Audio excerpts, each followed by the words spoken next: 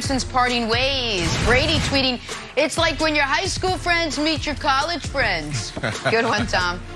While Tom was tweeting, Tom Brady Sr., his dad, was joining Boston Radio yesterday to predict how that Week 4 matchup will play out. Take a listen to this. I saw the schedule come out last night, and I started salivating when I saw that we play the Patriots in the 4th game of the season, and that we're coming up here to make our record 4-0 after the 4th game. So wow. It's a pretty fun time. Coming back home to Boston, it's our second home here, and the Patriots are our second favorite team. It's a game where we get to root for against nobody. We get to root for the Patriots, but our most favorite team, of course, is the Buccaneers, and so we expect to beat the Patriots rather handily. After all that, oh yeah, we'll smoke them. Brandon, you share Brady's dad's confidence that the Bucs will beat the Patriots rather handily? No, but first, Tom Brady Sr. just peeled back the curtain on this relationship. This relationship is not in a good place, and that's concerning, man. You guys have done so much together. We're talking about winning at a high level for years, 20 years. You guys can't be grown men and sit down and try to figure this out. But this is going to really just, put a lot of venom into this game, and it's going to be super entertaining. So the week leading up, it's going to be fun. Game time, game day is going to be fun. Does Tom Brady walk up to Bill Belichick and shake his hand? Does Bill walk up to Tom, shake his hand? Probably not. Thank you for that nugget, Tom Brady Sr. We kind of knew that, but man, time goes by. You got to let things heal up, man, and they haven't done that yet. So here's the deal.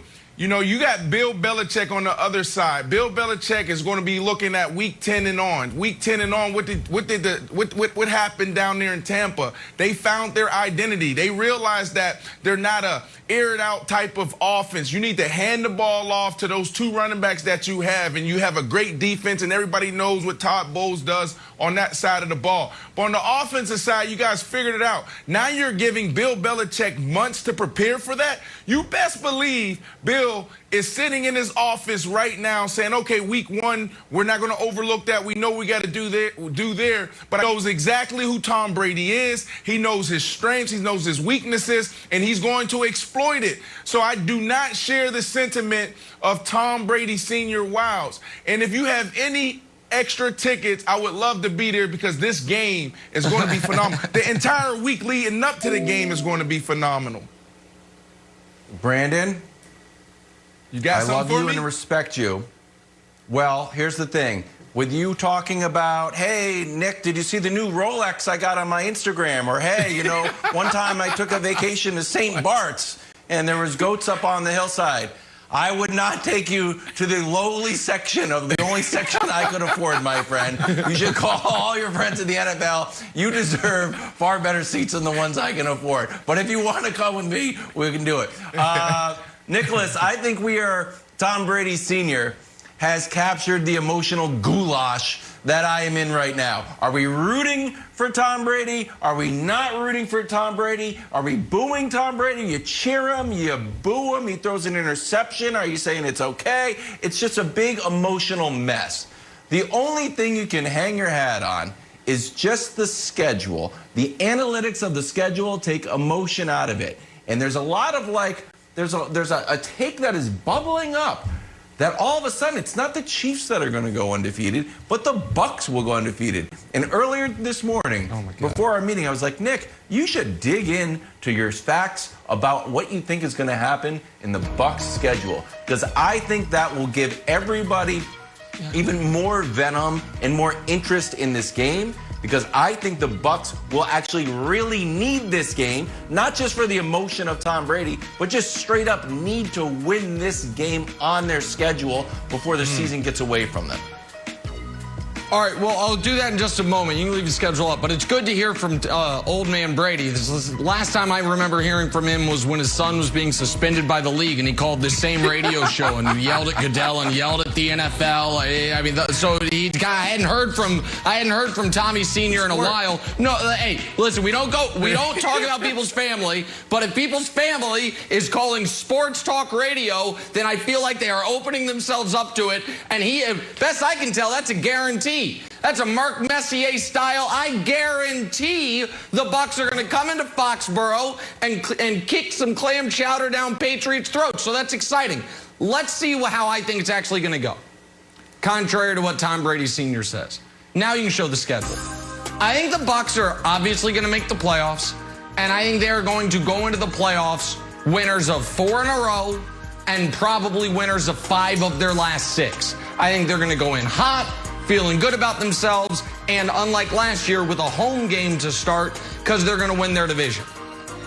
But those first 5 games, it is easy to see them losing 3 of them and not hard to see them losing 4 of them. The only, to me, pseudo-guaranteed victory they have in the first 5 weeks is home against Atlanta. Home against Dallas is hard. At the Rams, you are an underdog. At New England, to me, if Cam is looking even semi-decent, that's a pick-em.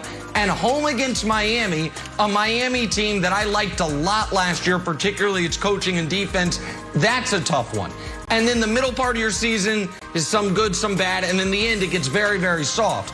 But Brandon, I think it is more likely the Bucs go into the Patriots game 1-2 than they go into the Patriots game 3-0. I think at the Rams is a brutal spot, cross country against an excellent team, and I think the Cowboys are going to be extraordinary offensively. They're not going to be worse than they were last year defensively, so I think that's a losable spot. I'll just ask you, what do you think is more likely?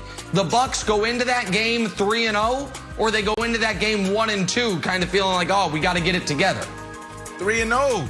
Come on, Nick. You know I always say this, man. I'm with you when you right, buddy. But you're wrong here. Let's not get it twisted. You still have, you have everybody coming back. You have all of the coaches, which is most important. And then you have all the players that are coming back. And Tom Brady, have we ever seen Tom Brady have a Super Bowl hangover? Have we ever seen Tom Brady come back and he's just still celebrating? He's always on to the next thing. So you got to believe that Tom Brady probably in the next couple of days is going to be texting everybody, calling everybody, saying, all right, guys, now it's time to focus in on this season. So I don't see that happening. Now, we don't know, right? Like sometimes we get a little ahead of ourselves when it comes to sports. We start throwing out these predictions and looking at weeks ahead when we got to hone in on the thing that's right in front of us. But when you think about how this team is built, all they have to do is protect the ball, and that starts with Tom Brady. Tom Brady, we don't need you slinging it around 40, 45 times. What we need you to do is don't mess it up. You got a top 5 defense. You got a top 5 offensive line. You have a top 5 wide receiving core. You got Leonard Fournette, who's getting after it this offseason, so he's going to come back better and in a better place mentally. So just don't mess it up. Wiles, I just don't see them going into Foxborough 1-2 or 0-3. I just can't see that happening. Okay. Can I dig in on the Cowboys with you, Brandon? Because we know the Cowboys' defense last year was terrible. But it feels like Dan